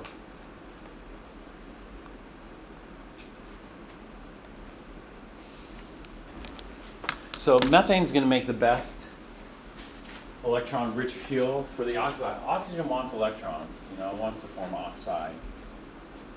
And so it's going to try to take all those electrons. In fact, if we go from -4 to +4, how many electrons did we lose? You think it's 4, but it's not. If we go from -4 to +4, we didn't lose 4 electrons. You know how many electrons we lost? 8. Because -4 to 0 is losing 4 electrons, and then 0 to -4 is another 4 electrons. So a total of 8 electrons. And so that's pretty electron rich. Methane's extremely rich. And so we can burn methane. Can you burn CO2? No, you can't burn CO2. It's maxed out. So we've extracted all the energy out of this fuel by going to CO2. We can't extract any more energy out of this fuel. Here. But what we're going to do here is when we burn organic compounds like this, CHO or CH compounds, we burn it to the max. The max would be CO2 and water. And so the products of complete combustion are going to be CO2 and water. Now, CO2 is because we're oxidizing the carbon in methane. However, if we had other elements like nitrogen, we'd form NOx, oxides of nitrogen. If we had sulfur, we'd form SOx, oxides of sulfur. So it depends on, organic compounds. Some organic compounds will have nitrogen, sulfur, phosphorus. If we burn phosphorus, what do we form? Oxides of phosphorus. What's the max oxide of phosphorus? P4O10. Yeah, that would be the max. So if there's phosphorus contained in this organic compound, then it'd go all the way to P4O10. If there's nitrogen contained in the compound, do you know what it'd go to ultimately? If there's sulfur, it'd probably go to sulfur trioxide. Nitrogen's a little bit more complicated because nitrogen's getting harder to oxidize. So it might not go to the max. In fact, nitrogen doesn't quite stop at the max. The max of nitrogen is what? +5. But nitrogen usually stops at +4. So we form nitrogen dioxide. Getting it to +5 is more difficult. It's harder and harder to oxidize as you go further to the right. Fluorine is impossible to oxidize. Oxygen is very difficult to oxidize. What are you going to oxidize oxygen with? Itself? You aren't. So you're going to have to use something more powerful than oxygen to oxidize oxygen. All right, so we're going to burn ethane. And so let me just go through just verbally. If we take ethane, this is organic, carbon, hydrogen, containing, these are called hydrocarbons. If we burn ethane, we have the fuel and the oxidizer, and we're going to completely combust it to CO2 and water. So all we need to do is balance it. When we balance combustion, we always leave O2 for last. And so we have 2 carbons, we have 1 carbon, so we double the CO2. And that gives us 6 hydrogens, we have 2 hydrogens. We're going to triple the water. So we double the CO2, triple the water. And then we try to balance out the oxygen. When we balance out the oxygen here, on the right side we have how many oxygens? 2 times 2 is 4. 4 plus 3 is 7 oxygens. I have 7 oxygens on the right. I need 7 oxygens on the left. So the easiest way is to just multiply by 7 halves. 7 halves times 2 gives us 7. So I have 7 oxygens on the left, 7 oxygens on the right. And now this is balanced. So we always save the oxygen here for last in combustion reactions. If I want to get rid of this fraction, I'll just double everything. So rather than 1 ethane, I'll have 2 ethanes. And then double this gives me 7, double this gives me 4, double that gives me 6. So this would be the balance. And so for combustion of organics, if you encounter a problem where you have carbon hydrogen or carbon hydrogen oxygen containing compound, and you burn it in O2, you're going to form CO2 and water. And all you have to do is balance it. The driving force for this is this, what's a more powerful oxidizer? And we'll learn this later on, but what we're comparing is oxygen versus CO2. What's a better oxidizer, oxygen or CO2? Oxygen, sure. And so that means, what's a better fuel? Ethane or water? Which one's easier to burn, ethane or water? Ethane. So there's good driving force for this. That's the driving force for redox. So I don't care if I form a gas or a solid or whatever, or precipitate. Redox is totally different, driving force wise.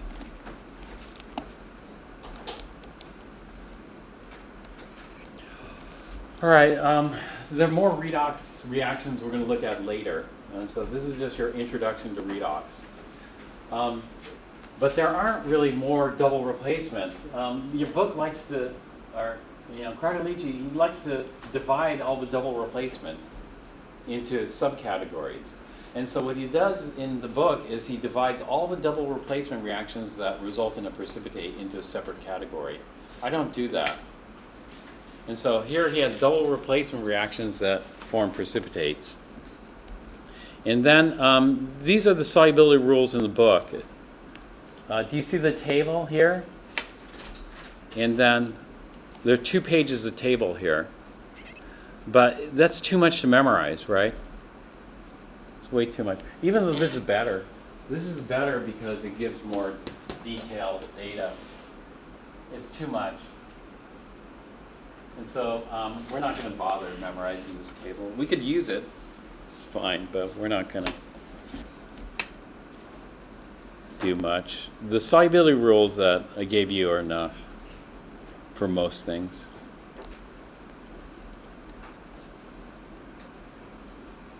And so he summarized them here. I mean, these are pretty much very similar to what we were talking about. It's just organized a little differently, and he has a few other species in here. And so you take that data table and you can summarize it into something like this.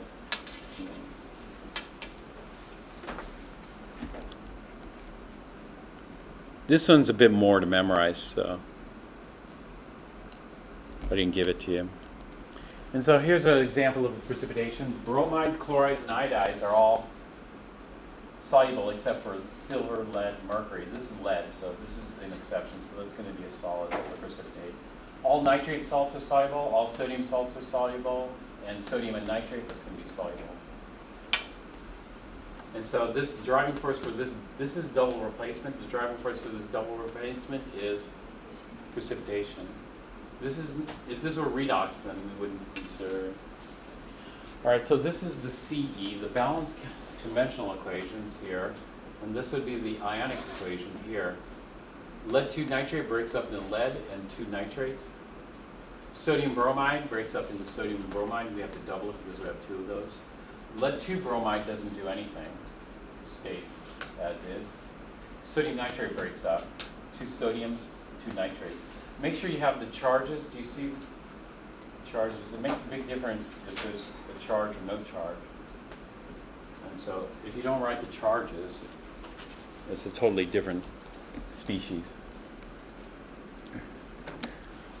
The sodium ions and the nitrate ions are spectators, and so this is what we end up with as a net ionic equation. When you look at the net ionic equation, does it have the AB plus CD pattern? No. And so this is why I don't call it double replacement. I call it metathesis. The reason I call it metathesis just means ion combinations, favorable ion combinations. So this is an example of metathesis. Do you see that? It's a favorable ion combination.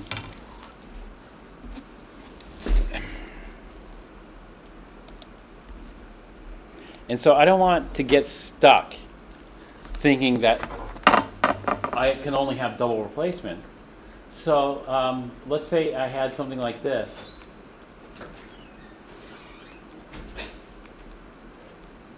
Silver ion plus iodide ion. What does that make? Makes silver iodide, which precipitates. Chlorides, bromides, and iodides are all soluble except for silver. This is an exception, so it's precipitate. Is this double replacement? It is, but you can't tell. It's NIE. So what we'll call it is, we'll just call it metathesis. This is metathesis reaction. It looks like synthesis. Silver ions like iodide ions. Yeah, you could say it looks like a synthesis reaction. But silver ions like iodide ions, that's metathesis. What if I gave you something like this? What if I gave you silver nitrate plus calcium, what should we do? Calcium chloride plus potassium iodide. Is that double replacement?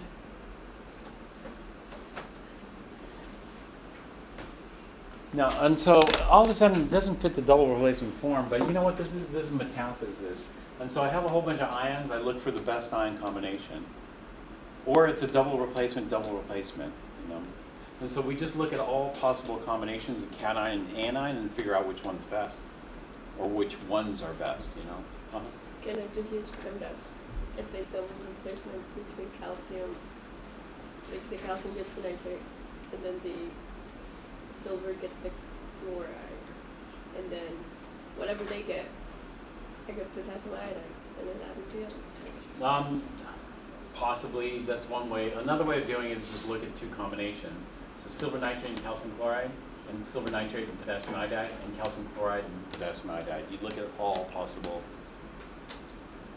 combinations. Or you just break them up into ions and then see which ions like each other the most. That's what you do.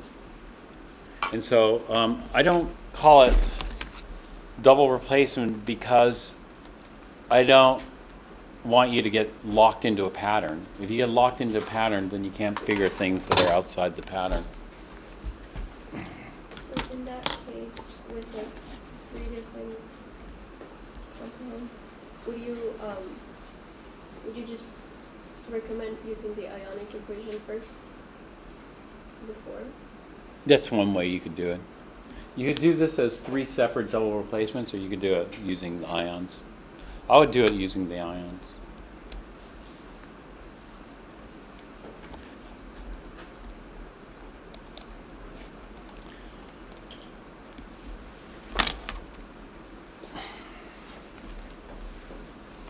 He has double replacement, molecular product, neutralization. He has all these subcategories for double replacements. I don't like them. I mean, this one's just another double replacement. AB plus CD yields. And swap it. And so in this particular case, you do this. Here it helps to balance it if we write the water as HOH. The reason it helps in this to balance it is because of this. If we wrote this as H2O, then it's a little bit harder to balance. And let me tell you why. Because we have the hydrogen ion, cation, with what anion? Hydroxide. So hydrogen, hydroxide. So that's one hydrogen ion, one hydroxide ion. That's one way of kind of visualizing water. And then we have the sodium cation with the chloride anion. So that would be sodium chloride here. And when we balance it, then we can see I have one hydrogen, one hydrogen. One chloride, one sodium, one hydroxide, one hydroxide. Do you see that?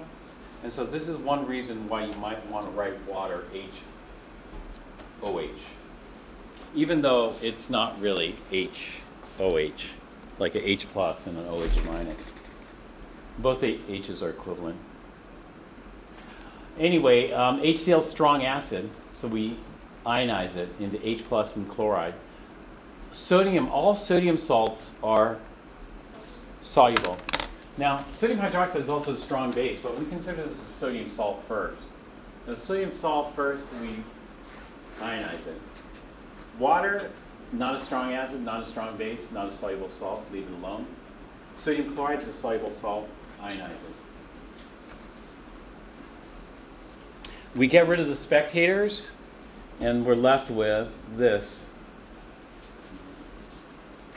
The strong acid plus the strong base yields water. This is called a neutralization reaction.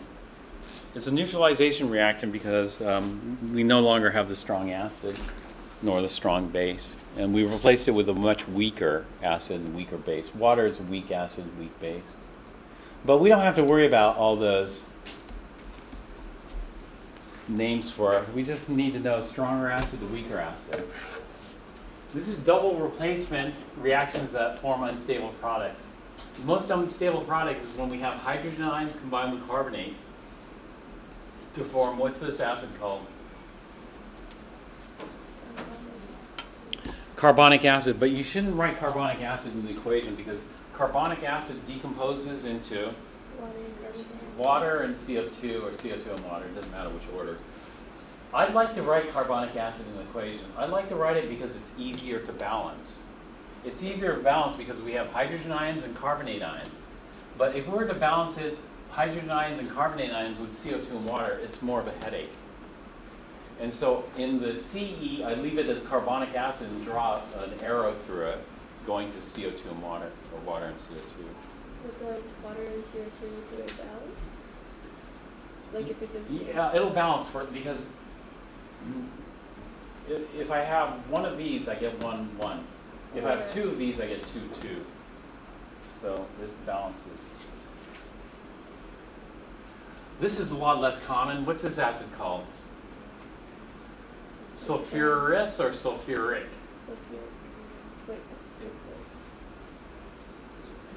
Sulfurous acid. Sulfuric acid is stable. Sulfuric acid does not decompose into gases. However, sulfurous acid does. So if you form sulfurous acid, you need to decompose it into sulfur dioxide, gas. Sulfur dioxide is mainly a gas, but some of it will dissolve. So it's gas or AQ. And water. Sulfur dioxide is a bit more soluble than CO2, so that's why it's written AQ there, but it also bubbles out as a gas. Sulfur dioxide is a toxic gas, so you have to be careful.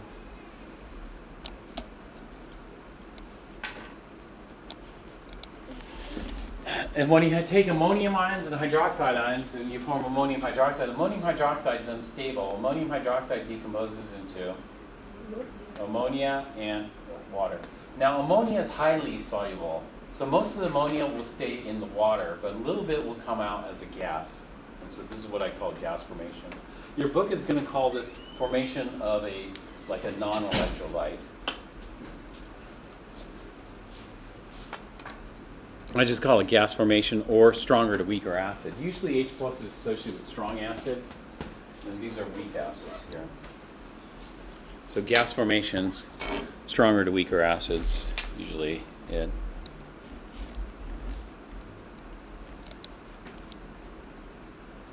This is a reaction you did in lab yesterday. What's this called? Sodium carbonate solution. Pure sodium carbonate is solid, but sodium salts is soluble, so we can make a nice solution of this. And this acid? Hydrochloric. And it forms sodium chloride and carbonic acid. You see they immediately decompose the carbonic acid to CO2 and water. You could do that, or you can write carbonic acid here, but if you write carbonic acid here, you have to show it decomposing. And you have to show it in all the equations. The conventional equation, the ionic equation, and the net ionic equation all have to have CO2 and water. A lot of people just wrote it in the second and third, but that's incorrect, and left carbonic in the first. But we did this already, so let's move on. So essentially we have the hydrogen ions and the carbonate combining to form carbonic acid, which decomposes into CO2 and water. Unless, this is a nice acid because this acid splits up cleanly. Like HCl splits up cleanly into H plus and Cl minus. However, sulfuric acid, does sulfuric acid split up cleanly? No, sulfuric acid is kind of a mess because the H pluses don't break off cleanly. The first one does break off cleanly. The second one doesn't. The second one's more difficult to break off. Then Krakalici has another subcategory, which is double replacement reaction with undissolved reactant. Well, this is you don't need a whole paragraph or a whole section of the book for this. We just need the solubility rules. So, for example, HCl, group 1 is soluble. Acids are soluble in general.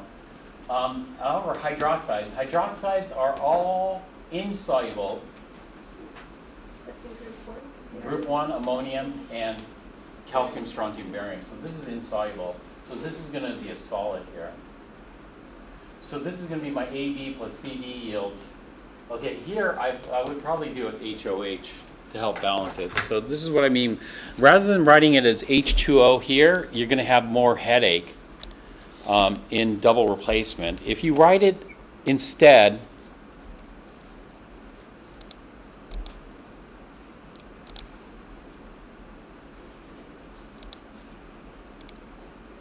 let's do this.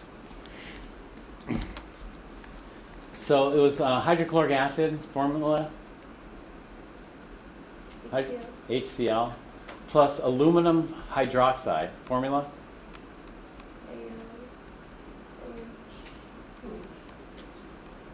Solid. It's insoluble. And so what is this going to form? It's going to form hydrogen with hydroxide. And so I'm going to leave it like this, hydrogen with hydroxide. I'll put a little line there which represents a bond, what we call a bond. And aluminum with chloride. Aluminum with chloride is, what's the charge on aluminum? And the charge on chloride? And therefore AlCl3. This is going to help me balance it, but first I need a driving force. I don't want to waste time balancing if there's no driving force. If there's no driving force, what we say is Nr. Do you know what Nr stands for? No reaction. And so I have one hydrogen here, I have one hydrogen here. I have one chloride, but I have how many chlorides over here? 3, so I'm going to multiply this one by 3. Okay, that's going to give me 3 hydrogens here. And so I'm going to multiply this one by 3 because that will give me 3 hydrogens and 3 hydroxides. But I have 3 hydroxides here, and so it's balanced. Do you see that? So it makes it a little bit easier to balance. H2O is a liquid, so we'll convert that to liquid, and I'll just leave the formula written like that. I have a question. How are they doing like a double replacement if like aluminum hydroxide is not soluble in water? Because the hydrochloric acid attacks the surface of the crystal. So we can have water attack. If water attacks aluminum hydroxide, it's not very successful. So if water attacks aluminum hydroxide, can water get aluminum hydroxide to dissolve? No. It's insoluble. However, if hydrochloric acid attacks, can we get it to dissolve? And the answer is yes, because when we have our hydroxide here, the hydroxide loves water. And so if this hydrogen ion and the hydroxide ion come into contact with one another, it's going to form water. And so what that's going to do is it's going to destroy the crystal lattice. Do you see that? So water alone is not enough. Water alone can kind of come here and try to pull the ions apart, but they're too strongly held together. Why are they too strongly held together? They're not soluble. They're not soluble. They're not soluble, meaning they're strongly held together. Why are they strongly held together, the ions? The charge. It's 3+ charge. It's very hard to pull the hydroxide off for water. But the H+ will have no problem reacting with hydroxide to make water. And that's going to destroy the lattice because when you lose the hydroxide, there's nothing to balance out with the aluminums.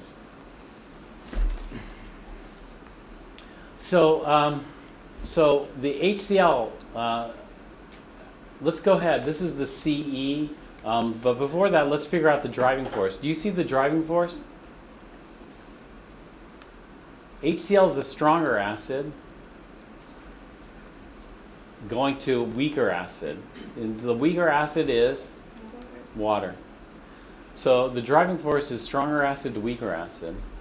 So it's nothing new.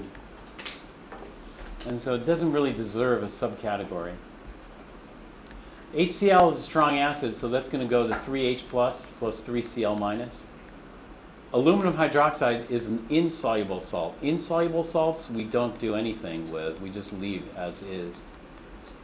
Water we leave as is. Aluminum chloride. Chlorides, bromides, and iodides are all soluble, except for silver, lead, mercury. This is not one of the exceptions, so this is soluble. So that's going to dissociate into aluminum 3 plus how many chlorides? 3 chlorides. Okay, what are the spectators here? H plus reacts. Chloride doesn't seem to react, does it? And so what happens here is the 3 H pluses attack aluminum hydroxide to form 3 waters, freeing up the aluminum. Now the aluminum is not going to be happy alone, but there are chlorides in there to help balance out the charge.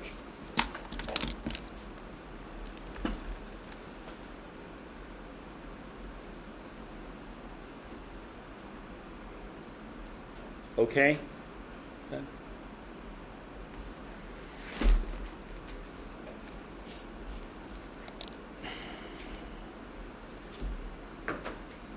other double replacement reactions. The other double replacement reactions are, what do you do if there's no driving force? And so, for example, here, if we take sodium chloride with potassium nitrate, we're going to end up, sodium chloride with potassium nitrate makes sodium chloride and, well, actually, it makes sodium nitrate and potassium chloride. If we should do this properly. They skipped a step here, so let me do this step that they skipped here. So we're going to take sodium chloride plus potassium nitrate. All group 1 salts are soluble, so sodium salts are soluble, potassium salts are soluble, nitrate salts are also soluble. And this is going to make sodium nitrate and potassium chloride. And so do you see a precipitate? No. Do you see a gas?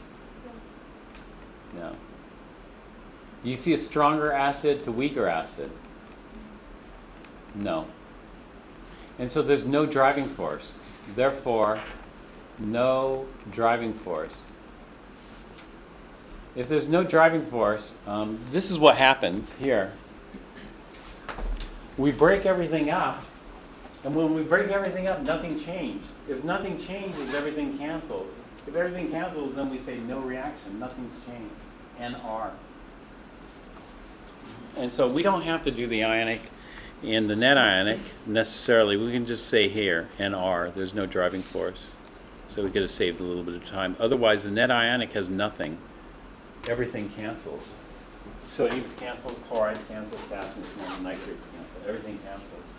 And so the net ionic would be blank.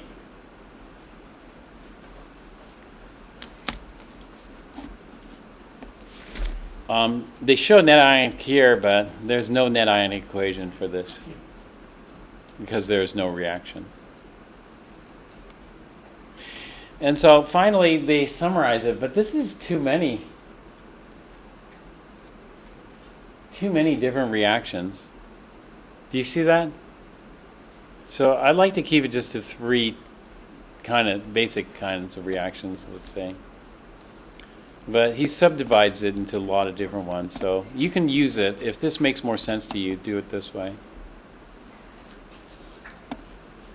All right, that's the end of chapter 9. I think for the test, we're not going to do any chapter 10. It's just going to go through chapters 5 through 9 for the test. And for the homework, chapter 6 homework, did anybody finish chapter 6 homework? If you didn't finish it and you're running out of time, just do the blue. I'll give you full credit if you do the blue. If you did all of them, we'll give you a bonus on there. But it's useful to do, but it's going to take you some time.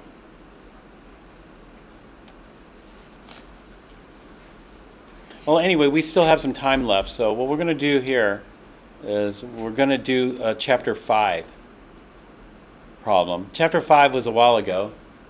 So let's take a look back at chapter 5. Try this problem from chapter 5. This will be your quiz for today.